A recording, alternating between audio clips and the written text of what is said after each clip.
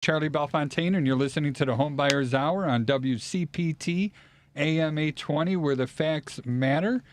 And we are all in the studio today, and normally we have somebody remote, but I got to tell you, I'm pretty excited about all that. So I'd like to introduce our people that are here. We did have a real estate agent signed up, but an emergency happened, and obviously they had to cancel at the last minute. And then Joey's on his way for a wonderful trip. And I hope he has Joey's. What's that? To Naperville. No, Ooh. not Naperville. I think he's going to Spain, is what it is. So we ended up having one of his colleagues from the Federal Savings Bank come in and join us. We're going to introduce him last. But first, Patrick, please say hello to everyone and tell us how do people get hold of you. Hello to everyone. Good morning. My name is Patrick Loftus. I am a real estate lawyer. I'm the kind of lawyer you would hire if you were buying or selling your home. The way you would get a hold of me is you can call or text 773-632-8330. Sounds good. And that's his cell phone. It's underneath there. My name is Charlie Belfontaine again, and I own Chicagoland Home Inspectors. Our phone number is 312-544-9180. And our website is thehomeinspectors.com. And I'd like to do a little bit of a plug for our state association, the Illinois Association of Home Inspectors. We do have a business section, or basically a prepare yourself for growth type session. So it's going to be geared towards all small businesses, and then we're going to be talking with home inspectors about the cost of doing business and try to see where you fit in compared to everybody else. But most of all, and the reason why I put Joe here last is because I always like to start off with the updates for what's going on in the market in the world. How does that affecting our house buying, and also how does that affect the real estate market? So, Joe, please introduce yourself. Say hi to somebody special. Tell us how do people get hold of you as well. All right. Hey, I'm Joe Olson with Federal Savings Bank. I'm a mortgage banker. My NMLS number is 209-6820. I guess I'll do a shout out to my wife. She's also a realtor, Erin. Hi, how's it going? Which is outstanding. And tell us, give us the scoop. What's going on in the market right now? I'm running without a headset here. Can you believe this one? Oh, so wow. I'm like, why is everything sound a little bit less than normal? But whatever. We're all in the studio, so I'm going to run with it. You sound good. Trust me. I know you do. So what's going on in the market, Joe? We're still dealing with a little bit of volatility after CPI numbers came out last week. So we've seen a little negative impact on the market over the last week or so. And yeah, that's pretty much it. So, and I know we talked about it, though. So the volatility in the market going up, going down this roller coaster ride, how does that affect real estate mortgages? So there's a direct relation to it, So if it's as far as affordability goes, if we have the rates go up, it makes things less affordable for people, And just the overall volatility, it's just harder to gauge where you're going to be able to buy at. So it directly affects the mortgages. One of the things that I was always interested in finding out is how many pre-approvals that you guys are doing. Have you seen those numbers going up, or you seen them dropping? And I know it's a roller coaster.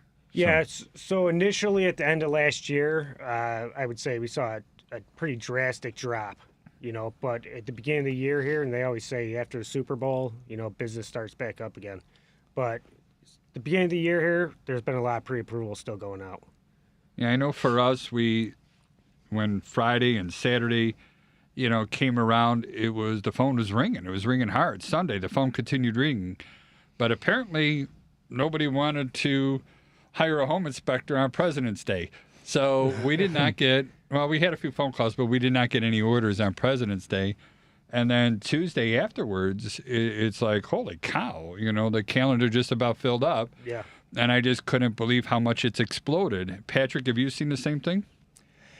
For me, it's been kind of fits and starts. And okay. I would say usually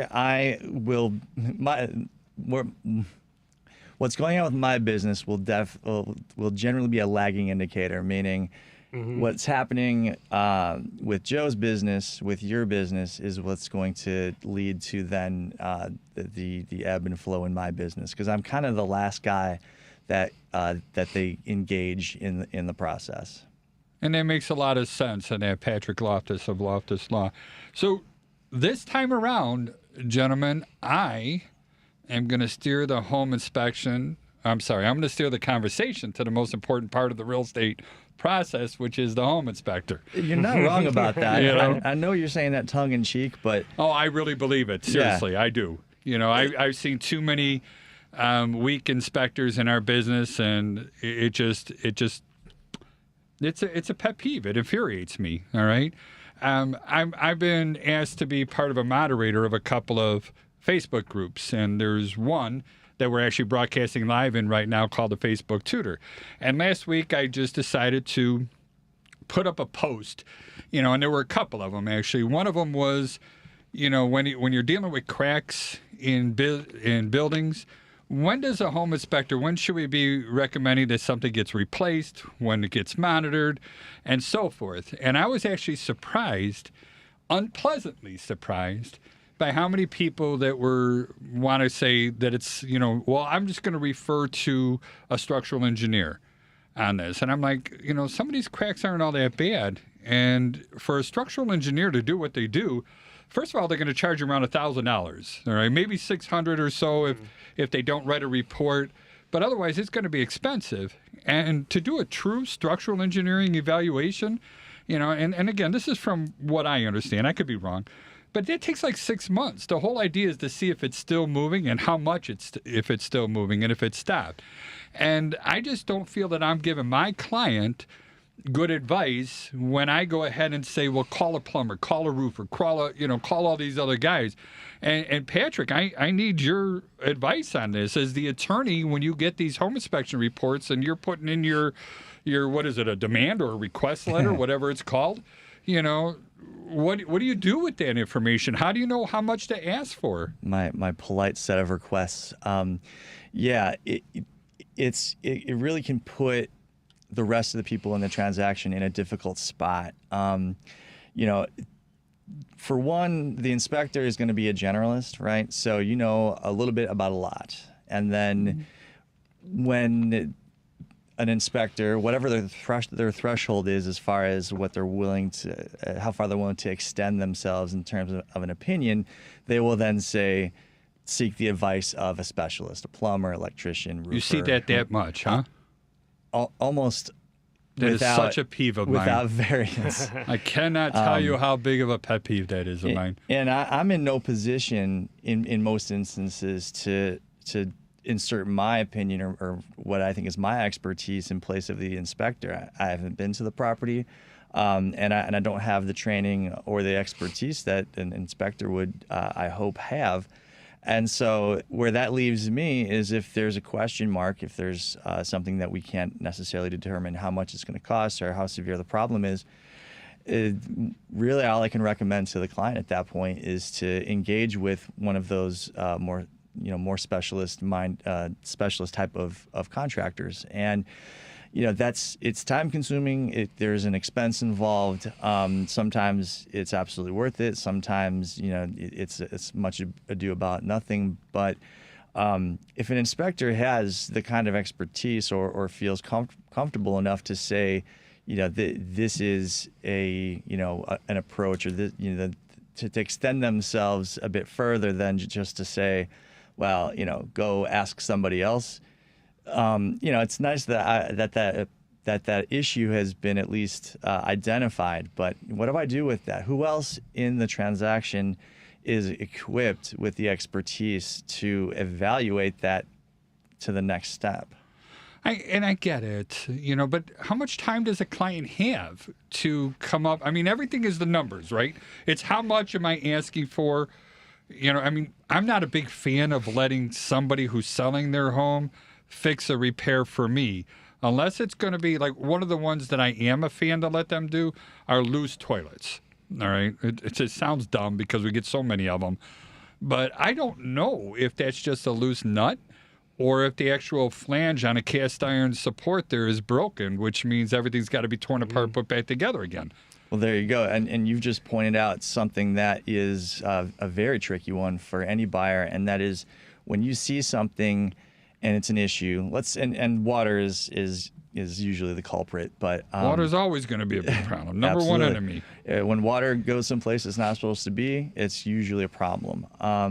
So when we see evidence of water damage, when we see a loose toilet, as you alluded to, we can't really know what the extent of the problem may be. I mean, for all you know, Charlie, in your example, you've got rotted subfloor, and then now the problem is exponentially worse. I mean, it's a fairly straightforward fix, but you're talking about pulling up the tile, then you're talking about excising that rotted piece of subfloor, putting a new piece of subfloor in, and then replacing the tile. I mean, that's not cheap, right? And Joe, you got a background in construction too, don't you? Yeah, You're yeah. not just a mortgage guy. Yep. And that sounded like I'm insulting you. I didn't mean to. No, for sure, not at all. But I just a actually was mortgage going to guy. ask Yeah, you. I know, right? So my question, Charlie, is can you give context to some of these inspection things to the realtor so that they can kind of be on the same page with the buyer? Well, Like the crack that you brought up, I feel like they're so common in Chicago. yeah. You know, and if it's always a structural engineer, I mean, every house, not That every doesn't house, help but the there's client. there's so many houses in Chicago that have these cosmetic cracks, or they may just need like epoxy. Yeah. So, like, can that context, you have the official report, can the realtor get on board and kind of explain, like, hey, this is a common issue in Chicago that's easily resolved? There's a gentleman, Wayne Janik, who's listening right now, and I really like this guy. You know, he put up here in the comments, could some of these issues be caused by inspectors not knowing or understanding code? He goes, I know we're not all code inspectors, and I get that. We don't. You know, there's a ton of codes. Nobody, I don't care who you are, is going to know every line item and verse. But that is a great way to base opinions. So, Joe, to answer your question and get back onto that, it's I'm just going to share my company policy, all right, and what our inspectors do. So, you know, first of all, when I go back to my concrete days, we guaranteed our work. All right. We guaranteed it against fire. So if it burned up, we would replace it. We guaranteed it against theft. This is where you guys start laughing, okay? Theft? Yeah. So if somebody steals the concrete, we'll go ahead and replace it. And then we guaranteed that it would crack. All right. Yeah. So, and my jokes don't get better. Everybody knows that. So, but when, you know, we have to have a line. When are we going to tell somebody, A, to get a structural engineer, or B, just go straight to the concrete foundation repair person and get this taken care of that way? So for us, anything that's under 1/4 of an inch or even up to 1/4 of an inch, we really consider that normal.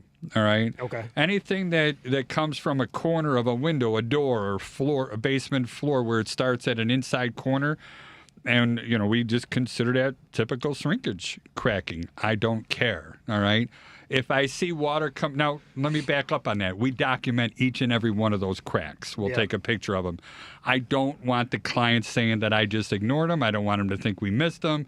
We're going to put them in there, but we're going to say, in our opinion, we don't think it's a big deal. All right. If we have water coming into it, I don't care if it's happened one time. We're going to recommend that it gets ejected epoxy. You know, typically that's, you know, in the time that this is being recorded, somewhere around the $500 range. Yeah. And I'm sure you'll find things going up and down. So that's not outrageous, all right? After that, if we see something that's cracked, it's been repaired, and the crack came back again, it's still moving, all right? We don't need anyone now to determine if it's still moving or not. We need to stop it from moving. So whether that's going to be, you know, surface drainage or underpinning, that's where we got to start figuring out. And I'm a big fan of baby steps. So look at the surface. We find that most of the problems come up top, get the water away from the building, and then wait 6 months and see if it's still moving, you know, and go from there. If it's going in two different directions. So just enough where the crack occurred, we know that they pulled apart from each other.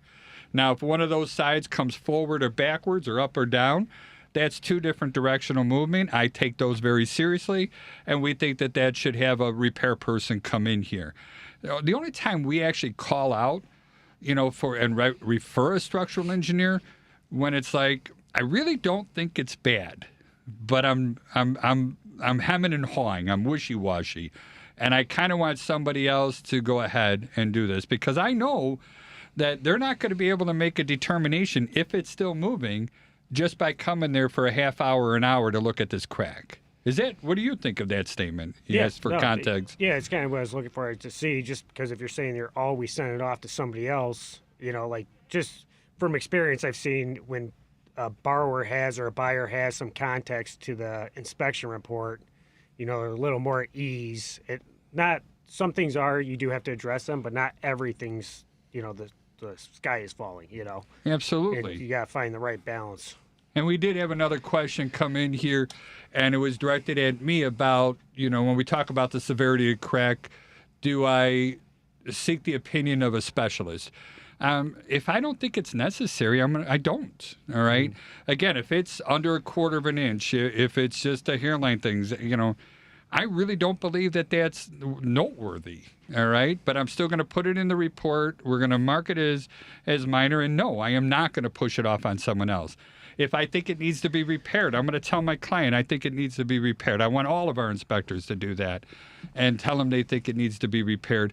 And then, we have companies that we do not get commissions from, but we found that they do good, solid work, and we're not afraid to go ahead and here's a list of people that we are comfortable with the product that they deliver. All right. Well, you can tell me if I'm off base, but your inspectors are going to be in hundreds of homes every year. You're going to see thousands of cracks over periods of time.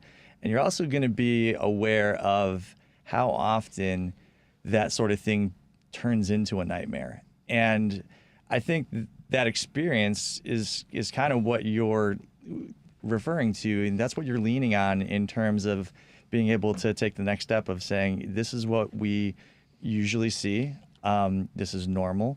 Or not, but here's what could happen. But in our experience, we don't see that this is the kind of situation where such a thing can happen. I think having that dialogue with somebody, at the very least, they know the spectrum of the what ifs, and then they also can rely on your expertise in terms of, okay, how much risk am I taking by not going to the next step of hiring a structural engineer? Because quite frankly, if I'm going to hire an electrician, after I get you in, if I'm going to hire an electrician, a plumber, a roofer, a foundation person, I shouldn't have bothered getting you in the first place. What the hell do you hire me for? Exactly. So if I'm going to tell you, go call all these other people. Yeah, that's my peeve right there. So there you go. Yeah, I just agreed with you. What do you do? Well, no, seriously, what do you do? Now I give you a whole bunch of wrenches that I just threw into the works. Fix my works. What are you going to do as the attorney to get us through all this and either kill the deal or help somebody get something fixed? That's what I was going to say. Kill the deal. Yeah, I'm gonna badmouth the inspector. I'm gonna say I know way better inspectors. You should call this guy Charlie. He knows what he's talking about. But listen, you and I, we beat this dead horse every week. I guess it's not a dead horse, but it's important to keep bringing up. And I believe we hammer in this point. It's to equip the client with the information necessary for them to evaluate and determine their level of concern, because everyone is different. So you might have someone who is got a background like Joe does. He can go in there and look at that and go, yeah, you know what, Charlie, I agree with you. I've worked with concrete before, and this looks, standard, typical, whatever. But you also might have somebody who has absolutely no background. Maybe they're, and I don't mean to I'm not trying to point anyone out in particular. Let's point. But let's say you're a lab technician and you work with test tubes all day. You're really not going to have probably much background in that, and so you're really leaning heavily on the experts that you bring into the mix. And so that person still has the ability to take a set of facts, analyze them, evaluate them, compare that to their risk tolerance, and then make a decision. But they have to have the information necessary to do that. And that's where we come in. All of us come in, Instead of us and Joe for the mortgage and Patrick for the attorney, myself for the inspection side, we're advisors. We're consultants, all right? We're there to help somebody else make a decision. And I'm just a big, firm believer into giving them as much information as possible. I mean, I'm not a super expert in anything. I'm not going to make that claim. But I'll tell you something else that they got to watch out for, the different types of contractors. The contractors that are out there to sell you a repair that you don't need. All right. And I've run into that many a times. And I feel that that's also my job to prepare my client. And we did get another comment come in, through the Facebook side as well. And because I mentioned epoxy, and a lot of home inspectors don't believe that we should be telling people, okay, what do you have to do? Well, I'm not afraid to do that. If there's water coming in and this is the common repair is injected epoxy, yes, I'm going to go ahead and tell them this is the cure. This is how to do this. It's just like if a radon level came in high, install a radon mitigation system. If a beam is damaged, replace the beam. I really believe that we should be going that extra mile. And I'm also not afraid to use websites like HomeWise to help people find the cost to cure some of these things. So at least you can get in that ballpark, because I've seen prices 4 times, from the highest to the lowest. It's ridiculous on the widespread pricing when it comes to construction. I'm off on a. I am way worked up right now. I did have some on that, Charlie. That's where that referral really comes into play. Like if you're doing my inspection, and I'm trusting you on that, I trust your referrals as well, for the repair. I think it's huge to have that network, referring attorneys, it's better to work with people that have already been used before and use them again. Yeah, and I'll take that one step further. Charlie, you and I talk, I think, every week about what kinds of questions should you ask an agent before you hire them. It's a big deal to me. And if you're hiring, really on the list side or on the buy side, I would ask my agent, tell me about your database of referrals. That's a good question. Do you have, how many people do you have? How many handymen do you have that you can recommend for me if I need one? How many people can you recommend to me to refinish my floors, to paint my home, to redo some electrical? And on both sides, because let's face it, if you are going to seek out a contractor based on advertising, their price is baked into that price is going to include the cost of their advertising. It is. That's why a word of mouth referral is, that's one reason I should say a word of mouth referral when it comes to a contractor is almost always going to be better because they don't need to upsell you on stuff. They're priced, their prices don't need to take into account that they have a $10,000 advertising budget every month. It may. I mean, like the biggest waterproofing companies in here, you see their billboards all over the place, right? They advertise, but when it comes to injected epoxy, I'm cool with that. When it comes to fixing cracks, I'm friends with the owners of one of these, right? And I've seen them take these hairline cracks, and they're like, yeah, you're going to have to underpin.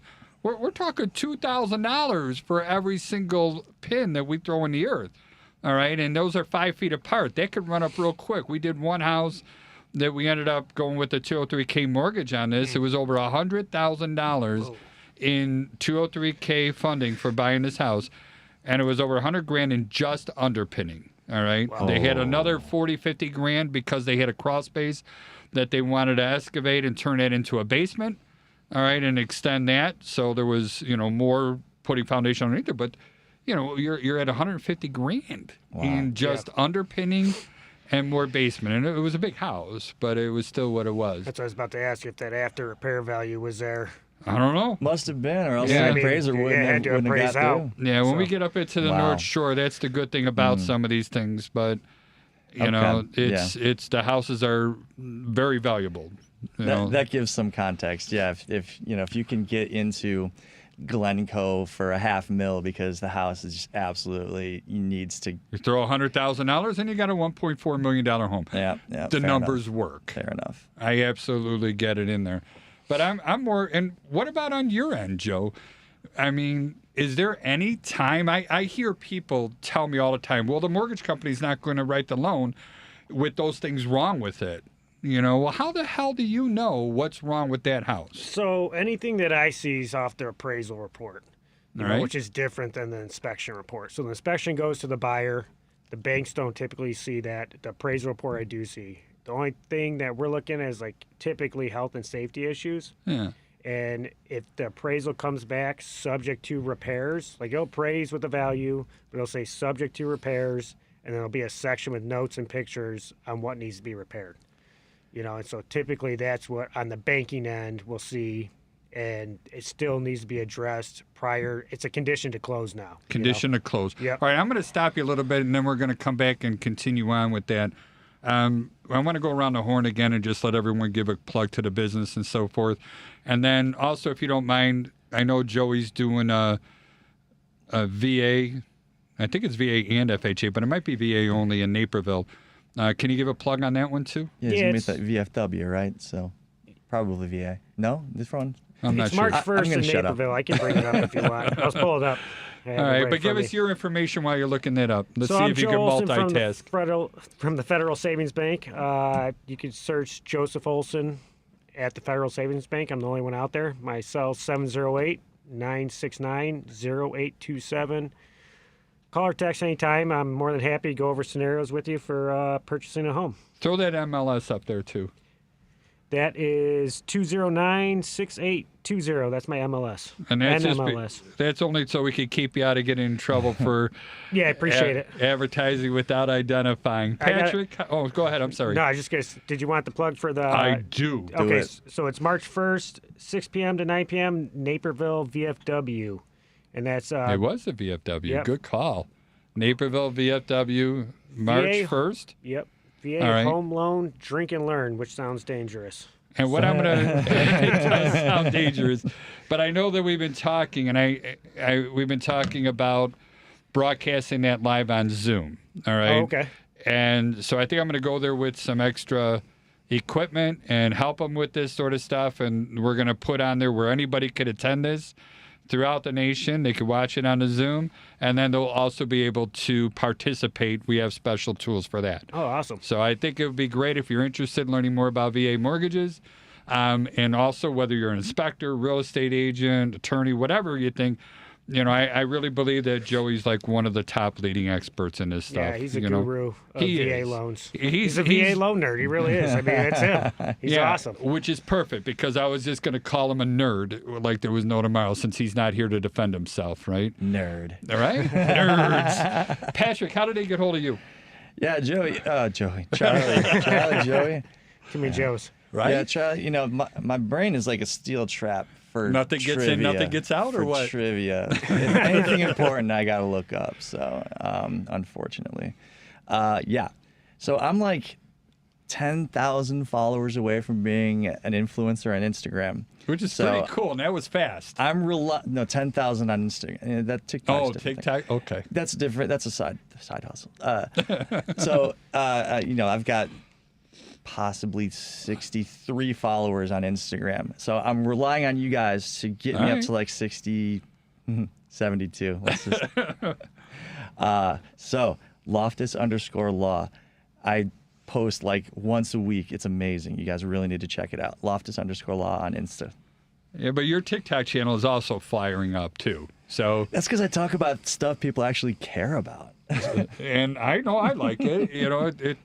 It ends up being about the law stuff that comes in there. And I forget what was the latest one. My half brain here isn't coming up, but I did watch it. And I'll remember as soon as you start telling me. On TikTok, I talk about where to find cheap flights. So it has There was another one nothing real to- estate related though Oh, recently. yes, of course. Yeah, so I do get inspector stuff. Oh gosh, so let me. How much time we got left? So yeah, and what often comes up is inspectors will, after they're done with the inspection, they'll go back through and they'll record.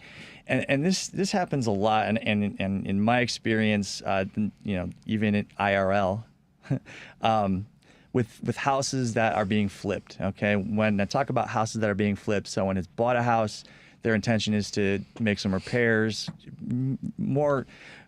maybe less repairs and more just like changing out the finishes, My eyes are so rolling. and then sell it for a profit, right? Yeah. What they generally focus on, and it's understandable because this is where they can get the place to pop, and this is where they're going to get the value. Is they replace the countertops, they're going to refinish the floors, maybe replace the carpet, throw a coat of paint on there, make it look and give it that modern feel, so that when someone walks in, they go, "Wow, this is amazing." Because what they have been previously touring is a lot of stuff where they go, "Well, I'm going to have to do that and that and that." They walk in, they go, "Oh, this is great." Well, yeah, if you're doing that and you're trying to sell to a layperson, you will probably dazzle them. And then when the inspector comes in and opens the utility closet and sees a 25-year-old furnace, or, I mean, I've seen some things.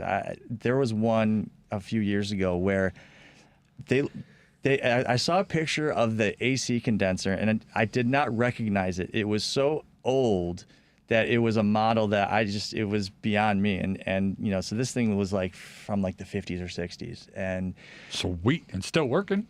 evidently, according Let to it the run. inspection, obviously you're going to be budgeting for a new one pretty soon. I can only imagine how efficient that thing is. I mean, your electric bills will, go. They'll be a quarter of what they were after you replace it. But it's this stuff. You go in the basement, and you see cracked joists. You go up into the attic, and you see, black mold, or possible black mold.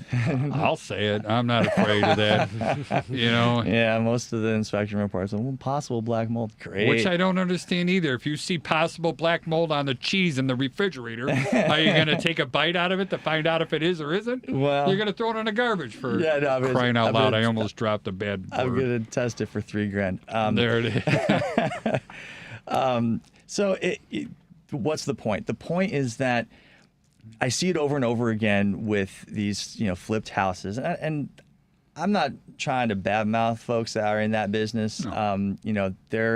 They are adding value to the housing that's available. If something was below the living standard, they come in and they render it livable or better, hopefully.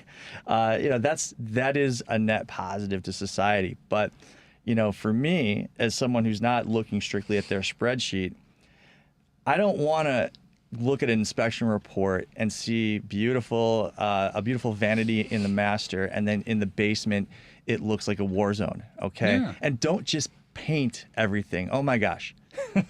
See, Charlie, you set me off. We're triggering. I've got one that's Joe, closed. you're next. I'm triggering you next. I've got one closing I'm on just listening Friday. over here.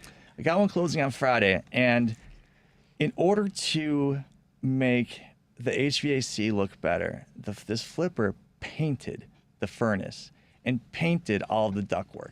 Cool. I'm just like, first of all, what a waste of paint. Second of all, I don't want to be anywhere near that, because what happens when you take a chemical and heat it up? Usually bad stuff happens. It doesn't get all that hot, So Well, I've seen a lot of ductwork painted. That doesn't bother me. The furnace itself, the furnace cabinet was painted. A lot of these furnaces, believe it or not, are side and rear either 1 or 0 inch clearance to combustibles. The fronts are usually 6 inches, and that's mostly to allow air movement that comes in there. And the tops of the furnaces are typically 6 inches. Our vent connectors are 6 inches, clearance to combustibles. And for those of you that don't think home inspectors should be quoting code, all of those numbers are in the codes. And they're also part of the manufacturer's specs they put in there. So, that part doesn't necessarily bother me. But why are they painting it, That's the real thing, is why, And Joe, why, come up with a guess if you got something. Of why they're doing it. So, Why would somebody paint a furnace? So I have the background here. This is where I started in real estate, was working with investors, doing fix and flips, things like that. And Joey's listening, so be careful what you say about that nerd. All right? Yeah, so I think the reason they're doing that, though, is the budget's not there. The mechanicals take up, like if you're doing an remodel, the mechanicals half the money right there at least. But that sounds deceitful. Well, I'm saying, but if you plan it correctly, you can replace the mechanicals. If it's not planned correctly or it's not a good flip, those mechanicals are going to stay and they're doing a cosmetic overhaul on it, And so It's Yeah, just not a quality flip, I would say. If I sink 10K into new mechanicals, I'm not getting it back out on the back end. So what did I spend 10K on? I spent 10K on the buyer not having to spend their 10K. You know, I'm in business to make money, right? Or the money, that's- the after repair value might not be there, you know, for whatever they bought the house for, you know.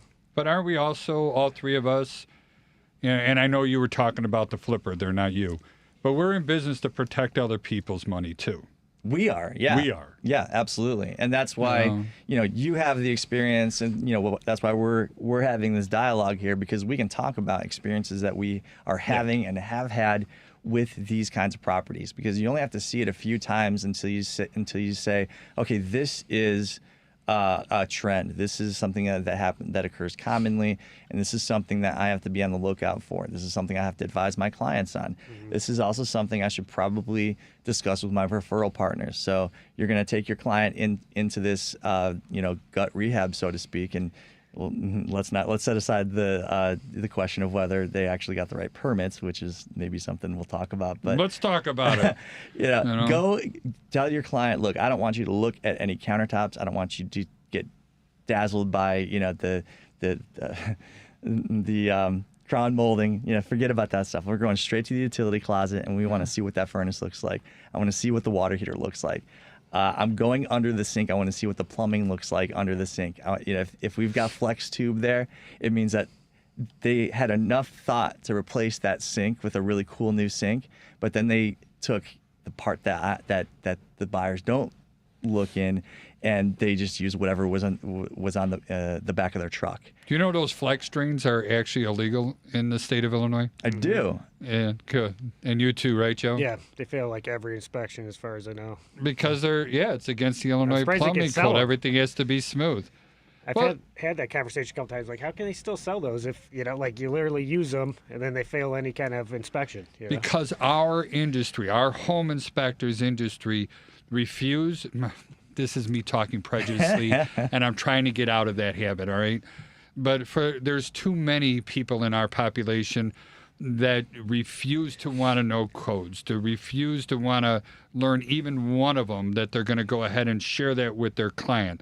They use the not required to, be a code compliance inspector. They use that phrase to saying that now that means I cannot quote codes. Yeah, and that's a disservice. And now you're not an alarmist, right? And again, that alarmist thing is a different definition. We had a little bit of a conversation about that earlier too. Yeah. I mean, what is an alarmist? The alarmist that says yes, the air conditioning system is not working anymore, and because this thing is an older R22 unit, it pretty much needs to be replaced. Right? Is that an alarmist, or is it an alarmist that okay, we got a GFI outlet here in the kitchen.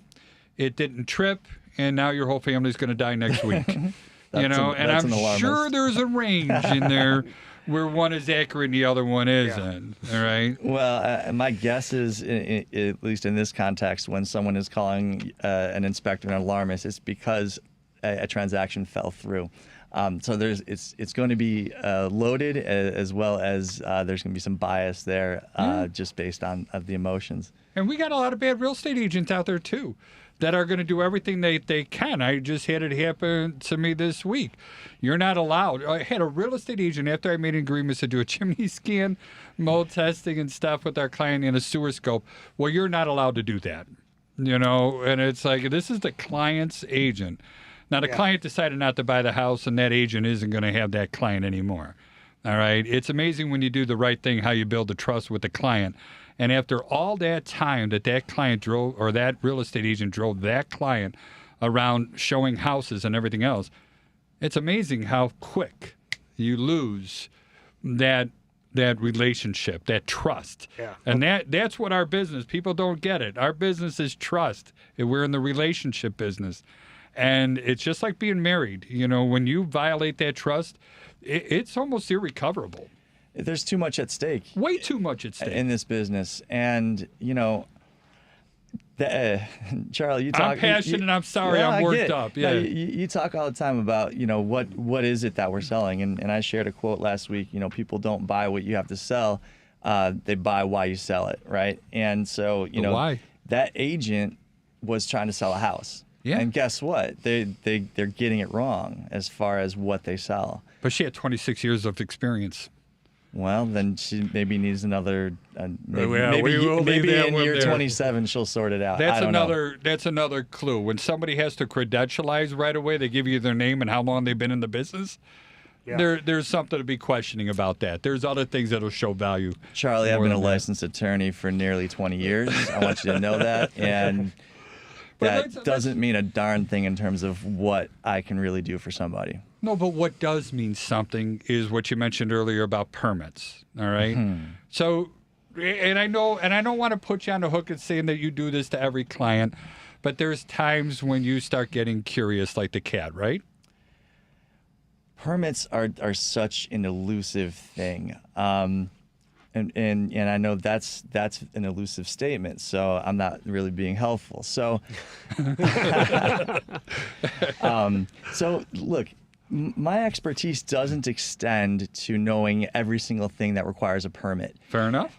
Not only would that put a completely unnecessary burden on me, but how many different municipalities do we have here in the Chicago area? I think there's 84. okay, I was gonna say like 200. And but- Chicago is one, and that really should be like 77. Sure. So know? yeah, I mean, yeah, that's another thread we could pull on. But so 84 jurisdictions plus state plus county, and we got 6 counties in the so it's just it would be darn near impossible for me to have the necessary expertise to know all of that. So then I'm leaning on others.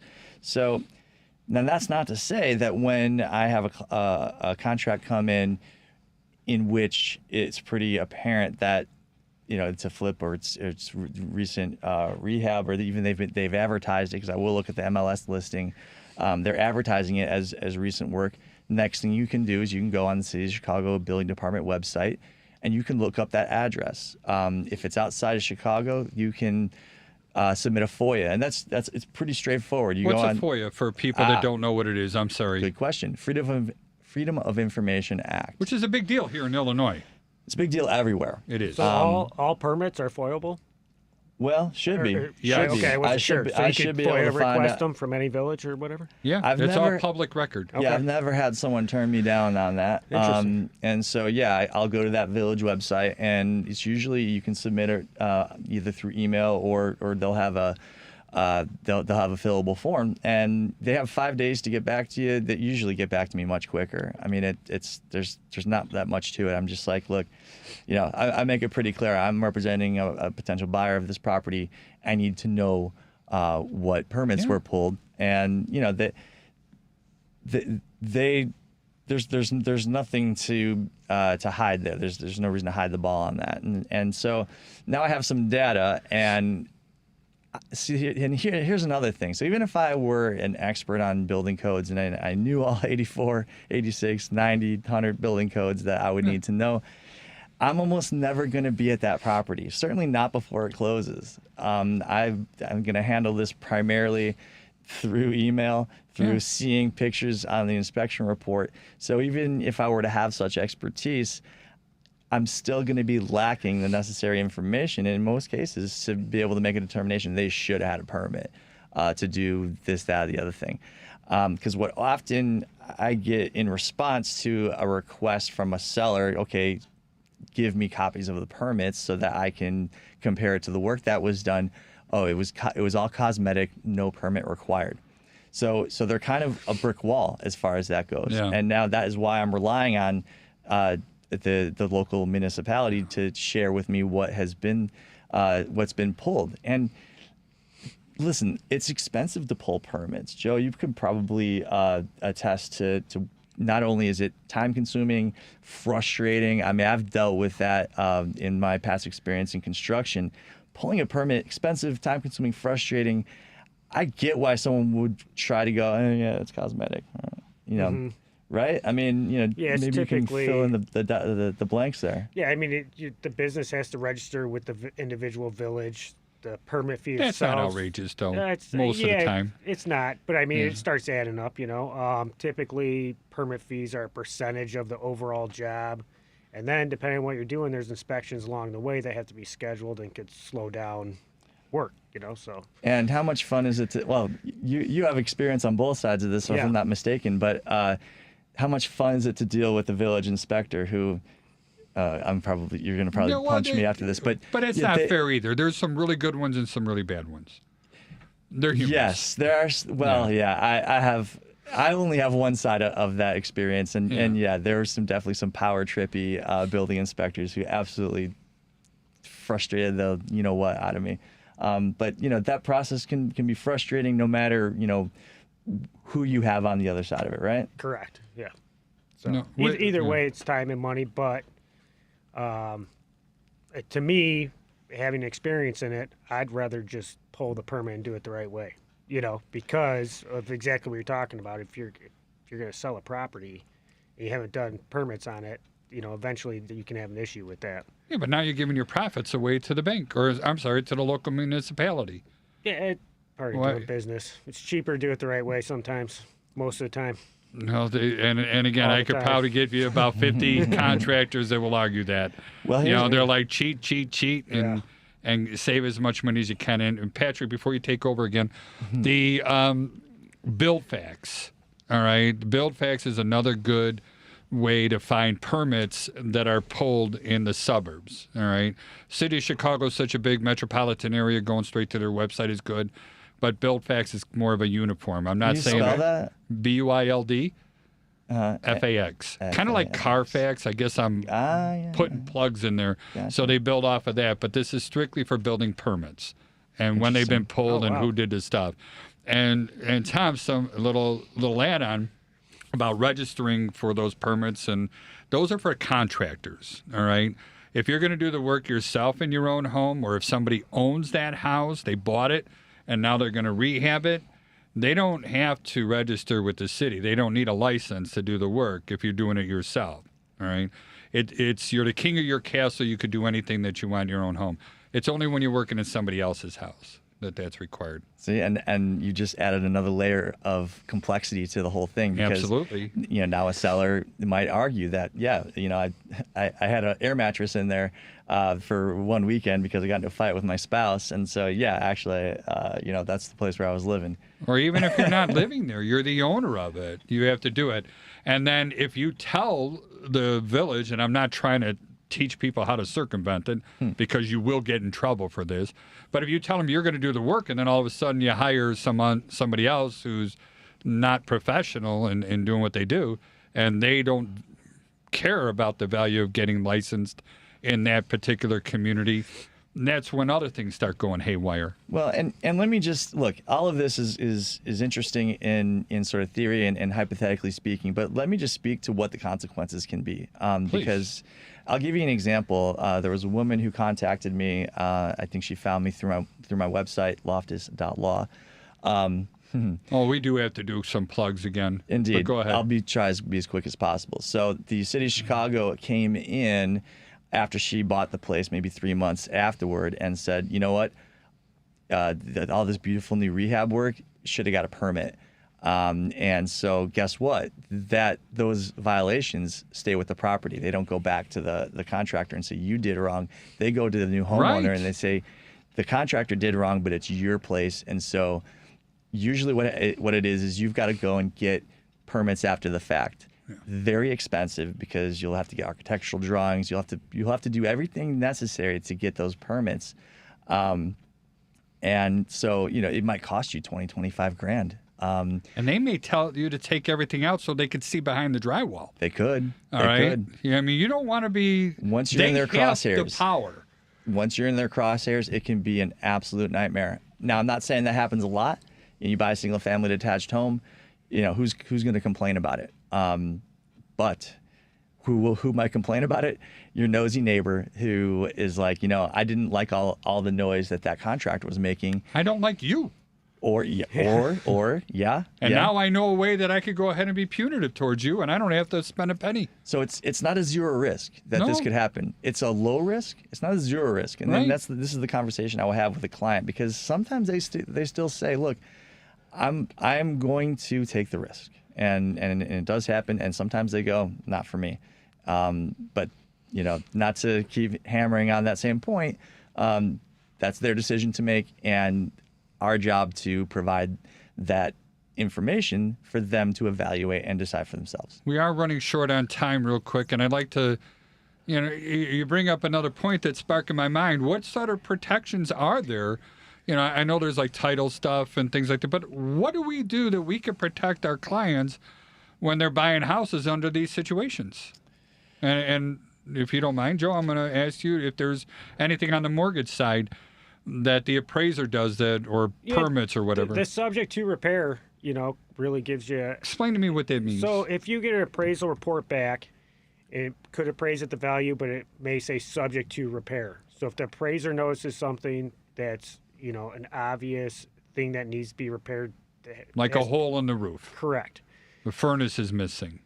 Yeah, they're going to make it subject to repair, and the seller is responsible to have that repaired, or it's a condition of closing. So you're not going to be able to close. The mortgage is not going to be written on that property without that repair being made. Now, do they go by the minimum property requirements, or is there another list, or does a appraiser just make up whatever they want? No, there's definitely guidelines they use, and there is requirements for, most loans. If it's Freddie, Fannie, they have their own requirements, and then FHA, very similar. That's a whole nother story. I don't want to get into the misconceptions of that. Yeah. But, they have property guidelines they follow as well. Like chip paint, like FHA's. That's a big one. They're going to hit that every time. Every time. And then they have to come back out there, don't they? The appraiser has to go see it, or is that a photo? So it depends. It's up to the appraiser, but sometimes you can just get away with a photo submitted showing that the repairs were made, or an invoice from a qualified contractor showing that it was completed. Because I know that, Joey brought up a few times in the past, so I guess it's if he brought up that sometimes he's had somebody Photoshop a wall really? And sent that as proof of done. And so, I know he's brought it up a few times that they want the appraisers going out, and I believe that's only for VA. All right, but when he comes back, we'll corner him on this one. The handrails is another huge one. That's like is. Every single time FHA, it's not getting written without it. But we are running out a little bit of time. Joe, if somebody has more questions about the mortgage process, appraisals and stuff like that, are you welcome that they call you? Oh, yeah. Text or call me anytime, 708-969-0827, or you can look me up, Joseph Olson, the Federal Savings Bank. And then also we're going to be posting on our Facebook page and such about that VA learning session that they have coming up March 1st. Patrick, how do they get hold of you, please? Call or text 773-632-8330. I don't have the phone number under my name, so I can't do it. But yes, it's Chicagoland Home Inspectors. I think this week I'm going to get those MRP videos up on our Home Inspection University of Illinois website. So if anybody wants to learn about those, they're going to be there. Chicagoland Home Inspectors, our phone number is 312-544-9180. Our website is www.thehomeinspectors.com. The best advice I could give to people, check reviews on everybody else. Not anybody in the real estate profession is identical. And I think that's a big thing, is they all think we're nothing but a commodity.